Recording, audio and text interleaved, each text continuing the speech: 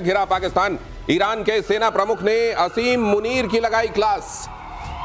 Iran ने मुनीर से कहा, अपने आतंकियों को कंट्रोल करो, लगाम लगाओ इनको। ईरान ने पाकिस्तान से कहा है कि अपने आतंकियों को कंट्रोल करो। ये क्या चल रहा है? अब एक मुस्लिम देश दूसरे मुस्लिम देश को ये कह रहा है कि अपने आतंकियों को कंट्रोल करो। इसके मायने क्या हैं, ये समझना होगा। ये पहली बार है क्या जब किसी मुल्क ने पाकिस्तान को, और खास तौर से जो ये समझा जाता था कि कहीं इन दोनों का इंक्लिनेशन है एक दूसरे की तरफ, उसने ऐसी डांट लगाई है पाकिस्तान को, या पहले भी हो चुका है? इसके मायने क्या है, आइए समझते हैं। मेजर जनरल के सिन्हा मेरे साथ यहाँ चर्चा में मौजूद हैं, कैप्टन श्याम मेरे साथ इस चर्चा में मौजूद हैं। दोनों को दिखाइए, फ्रेम में लाइए। बहुत स्वागत है आप दोनों का। गुड इवनिंग सर, जय हिंद। पहले तो ये समझाइए सर, ये ईरान कह रहा है पाकिस्तान को?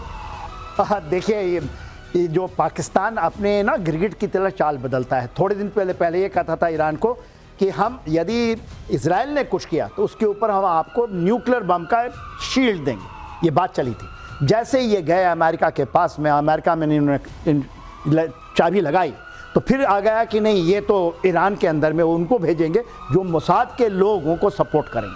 अब पूरी की पूरी परिस्थिति देखिए, ईरान और इसके बीच में ये चलता ही रहता है। इसके पहले तो उन्होंने यहाँ किया था कुछ हमला, सिया सुन्नी की जो डिवाइड है और सिया सुन्नी के जो गुटे हैं एक दूसरे पे हमला करते हैं, तो उन्होंने एक बार किया तो पाकिस्तान ने उन पर एयर अटैक भी डाला था उसी इलाके में, जो सिस्तान का रेगिस्तान है उसके अंदर में डाला।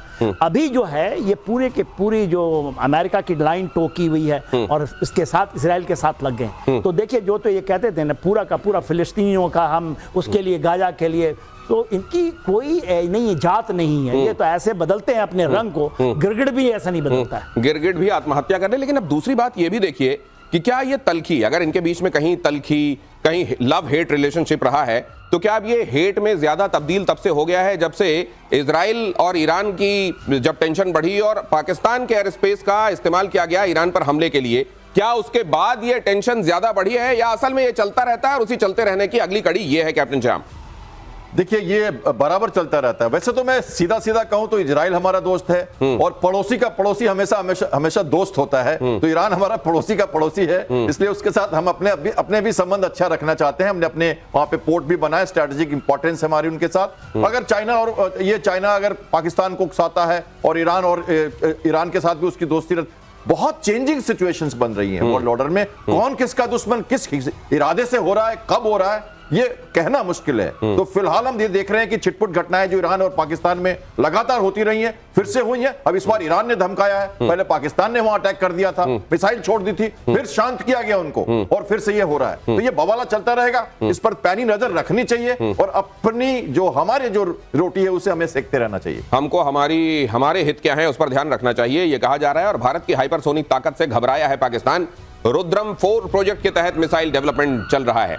फ्लैश कीजिए, 6000 किलोमीटर प्रति घंटे से ज्यादा होगी स्पीड।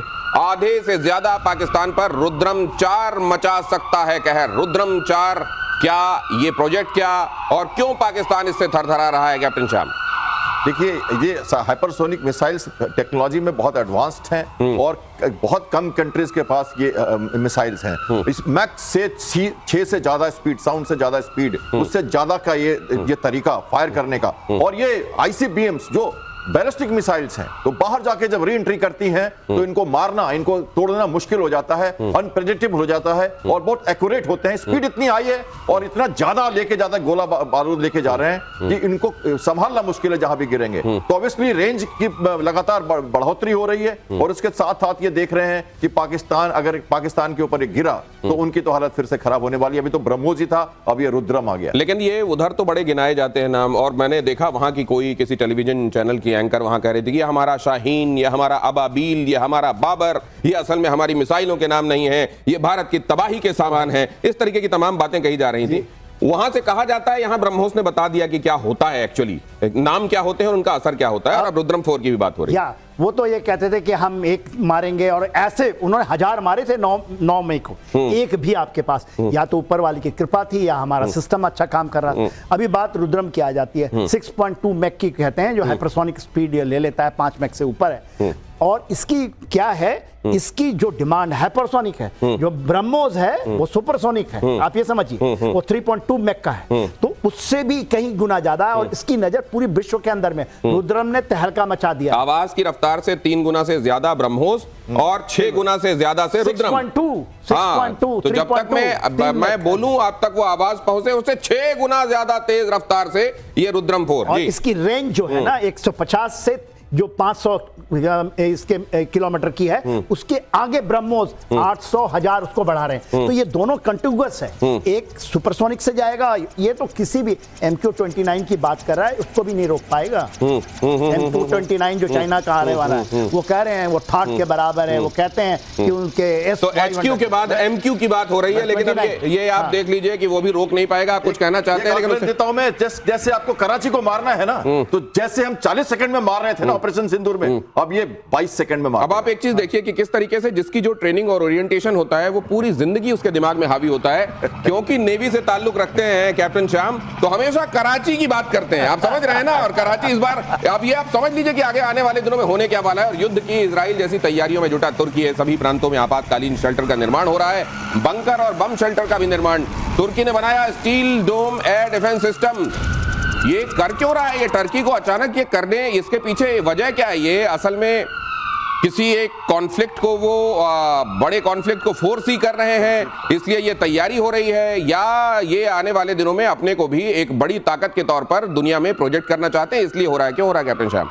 और देखिए, टर्की को लगता है कि ये जो अभी यूक्रेन रशिया का वॉर चल रहा है, ये काफी दिनों से चल रहा है और नाटो का सदस्य होते हुए उसको पता है, वो हालांकि वो कई जगह पे एक तरह से मध्यस्थता करने की कोशिश करता है और वो चाहता है कि कई लोगों को मिलाएं, और रशिया यूक्रेन के केस में उसने एक किया है। डार्डेनल्स की खाड़ी है, वहां से ब्लैक सी का रास्ता है और वो कंट्रोल करता है उस डार्टेरियन स्टेट को, डार्डेनल्स स्टेट को, क्योंकि वहां से ही सारी फ्लीट जाती है रशिया की ब्लैक सी में। तो टर्की बहुत ही इंपॉर्टेंट और स्ट्रैटेजिकली लोकेटेड है जगह, और वो चाहता है कि, हालांकि कहा यह गया है कि ये अपनी तैयारी कर रहे हैं आपदाओं, वहां पे भूकंप भी आया था, तो सबसे पहले ये तो अपनी जो राजधानी है उसको पहले दुरुस्त कर रहे हैं, वहां उन्होंने बजट इकट्ठा किया है और अपने उन्होंने पास किया है। लेकिन बंकर और बम शेल्टर बनाना क्या ये भूकंप की वजह से तो जाहिर है नहीं है, ये किसी दूसरी तैयारी। हाँ ठीक है, आप प्राकृतिक आपदाओं के लिए अगर तैयारी करते हैं तो जापान जैसे घर बना लीजिए, लकड़ी के घर बना लीजिए, ये आप क्या कर रहे हैं सर, क्या चल रहा है? देखिए, जो टर्की है वो 20 साल से एर्दोगान वहां के ये हैं, आपको पता ही है, अभी तो खलीफा बनना चाहते हैं, खलीफा हैं, वो पूरे वेस्ट एशिया में पूरे मुस्लिम वर्ल्ड का खलीफा, उनका ये सपना है और ये सपना पूरा नहीं हो रहा। उन्होंने हाथ जोड़ा था पाकिस्तान के साथ में, मलेशिया के, और ये चाहते थे इमरान खान के समय, अभी भी जोड़े हुए। बात वो है, देखिए जहां पर है टर्की, और अमेरिका मानता है कि मोस्ट जो ट्रस्टेड एलाई है वो टर्की, अमेरिका का ये है सोच, स्ट्रेटेजिक सोच है। अभी यहाँ पर न्यूक्लियर बॉम्ब्स भी डिप्लॉयड हैं, अमेरिका के जो जीबी उनके ग्रेविटी बम्स हैं वो भी डिप्लॉयड है यहाँ। इसके अलावा ये जो आयरन डोम है ना, स्टील डोम बनाया है, आपने बताया ना, इसने नाम दिया, वो कहता है आयरन डोम से भी बड़ी है। उसके अलावा इसकी जो लोकेशन है मेडिटेरियन में, खास करके ब्लैक सी के नीचे, तो ये खलीफा बनने के लिए तो इसकी लोकेशंस हैं, बट इसके प्रॉब्लम्स ये हैं कि जिस तरह से एर्दोगान ने वहां के टर्की लोग जो हैं, जब आप उसके पहले के देखिए, वो एक इन्होंने कट्टरता नहीं थी, इन्होंने कट्टरता ले आए। अगर ये कट्टरता इन्होंने भर दी है, दूसरे नेटो के भी ये सदस्य हैं, तीसरे ये रशिया के साथ भी अपनी पिंगे बढ़ाते रहते हैं, यूक्रेन के साथ, हाँ, तो ये इनकी इस दुनिया में और इस वर्ल्ड ऑर्डर में क्या सिग्निफिकेंस है सर इनका? इनकी सिग्निफिकेंस ये है, देखिए यदि भारत को तंग करना है तो अमेरिका इसको भी यूज करता है पाकिस्तान के साथ। इन्हें अपने पैर पसार रहे हैं बांग्लादेश में, इन्होंने मालदीव में अपना पैर पसार रखा है कि वहां पर TB2 ड्रोन